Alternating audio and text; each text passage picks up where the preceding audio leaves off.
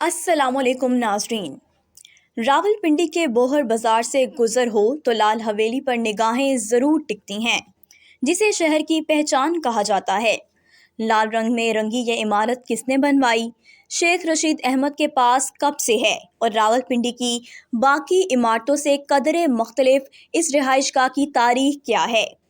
कैसे एक हवेली में मोहब्बत के लिए बनाई गई राहदारियाँ सियासत की भूल भलाइयों की नज़र हुईं। बैरिस्टर धनराज सहगल कौन थे? अगर दोनों की मोहब्बत इतनी ही लाजवाल थी तो फिर बुद्धा बाई उनके साथ हिंदुस्तान क्यों नहीं गईं? बैरिस्टर धनराज सहगल जैसा मारूफ आदमी हिंदुस्तान में जाकर तारीख के सफ़ात से क्यों गुम है? बुद्धा बाई किधर गईं? उन्हें ज़मीन खा गई या आसमान निकल गया? ऐसे बहुत से सवालात के जवाबात की खोज एक अरसे से रही है। ये एक ऐसी कहानी है जिसका ताल्लुक उसकी मलकियत से जुड़े कानूनी तनाज़े से है। शेख रशीद अहमद अपनी किताब फर्जंदे पाकिस्तान में लिखते हैं कि पाकिस्तान बनने से बहुत पहले की बात है कि जेहलम के खुशहाल हिंदू घराने के चश्मो चराग बैरिस्टर धनराज सहगल एक शादी की तकरीब के लिए सियालकोट गए। जहां उन्होंने बुद्धा बाई को रक्स करते देखा तो धनराज को बुद्धा के घुंघरों की झनकार इस कदर भाई कि उसे दिल दे बैठे। मोहब्बत की इस कहानी ने लाल हवेली की बुनियाद रखी। धनराज बुद्धा बाई को अपने साथ रावलपिंडी ले आए और बोहर बाजार में एक शानदार हवेली बनवाई जो सहगल हवेली के नाम से मशहूर हुई। बुद्धा बाई मुसलमान थी, इसलिए एहतराम में धनराज ने बुद्धा के लिए हवेली के सहन में मस्जिद और अपने लिए मंदिर बनवाया। दोनों अपनी अपनी इबादत गाहों में बिना किसी खौफ के इबादत किया करते थे, मगर आज इसी मंदिर में मस्जिद और हवेली के दरमियान कई घर हायल हैं। हवेली में आने के बाद बुद्धा सौम और सलावात की पाबंद हो गई थी। आहिस्ता आहिस्ता गाना सीखने वालों की तादाद कम और बुद्धा से इस्लामी दरस लेने वाले बढ़ते गए। लेकिन फिर तकसीम के दौरान शहर में होने वाली कत्लो गारत की वजह से धनराज हिंदुस्तान चले गए और बुद्धा बाई यहीं रह गईं। चूंकि दोनों की शादी कानूनी नहीं थी, इसलिए तकसीम के बाद जब केस चला तो जज ने बुद्धा बाई से कहा कि उन्हें खुद को हिंदू डिक्लेयर करना होगा या धनराज का मुसलमान होना साबित करना होगा, तभी हवेली उनकी मलकियत हो सकती है। लेकिन इस मौके पर बुद्धा बाई ने किसी लालच को खातिर में लाए बगैर कहा कि हम हर एक शय में बराबर के हिस्सेदार थे सिवाय मजहब के। इस वजह से जज ने हवेली वक्फ मतरूका इमलाक को दे दी और कहा कि जब तक बुद्धा बाई यहाँ रहना चाहती हैं वो इसके 3 कमरे इस्तेमाल कर सकती हैं। आसपास के लोगों में मशहूर हो गया कि बुद्धा के पास बहुत माल है जो उन्होंने हवेली में छुपा कर रखा है।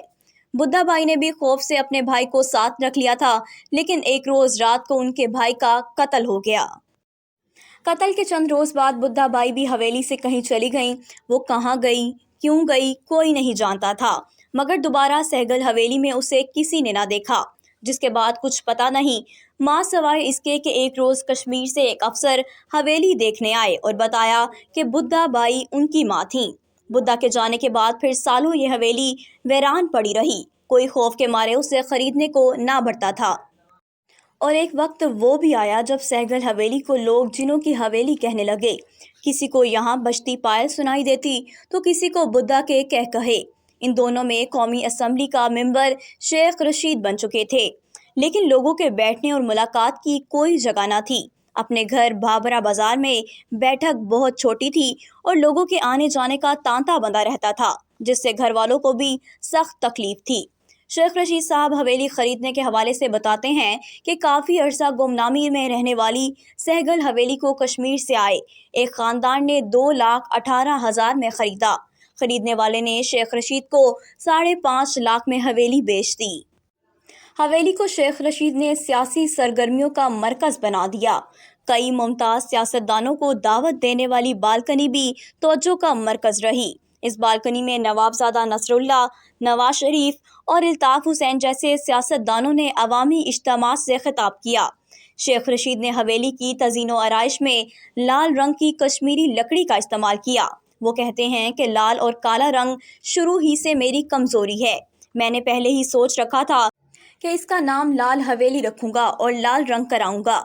नए रंग रूप में ढालने के बाद देखते ही देखते वो बिल्डिंग जो पाकिस्तान बनने से पहले नामवर बिल्डिंगों में शुमार होती थी, उसे दुनिया भर में शोहरत मिली। اس پر دنیا بھر کے نیٹ ورک پر فلم دکھائی گئی اور خاص طور پر کشمیر کی آزادی کی تحریک پر دنیا بھر میں اس پر قسم قسم کے آرٹیکل چھپے۔ لیکن ایک اور بات جو وقوع پذیر ہوئی کہ لال حویلی شیخ رشید کے نام کے ساتھ منسوب ہو گئی۔ حویلی پر چسپاں اس نام کی تختی بھی سن 80 کی دہائی میں لگائی گئی تھی۔ یوں بدھا بھائی کی سہگل حویلی شیخ رشید کی لال حویلی بن گئی۔ بدھا بھائی کا ڈانس گھر آج بھی موجود ہے، جبکہ وہ 2 کمرے جن میں وہ رہا کرتی تھیں ان پر پرانے قفل پڑے ہیں۔ شیخ رشید صاحب نے بدھا کا بیڑا اپنے کمرے میں سجا رکھا ہے۔ بدھا کے لیے بنوائی گئی مسجد اب بازار کے رہائشیوں کے لیے استعمال میں ہے۔ شیخ صاحب کو حویلی چھوڑنے کے احکامات ملتے رہتے ہیں، لیکن وہ اپنی نجی اور سیاسی محفلوں میں ایک جملہ اکثر کہا کرتے ہیں کہ اگر مجھے چوائس ہو کہ زندگی یا لال حویلی تو میں لال حویلی کو چن لوں گا۔ ناظرین، اگر آپ کو ہماری ویڈیو پسند آئی ہے تو ہمارا چینل سبسکرائب کریں۔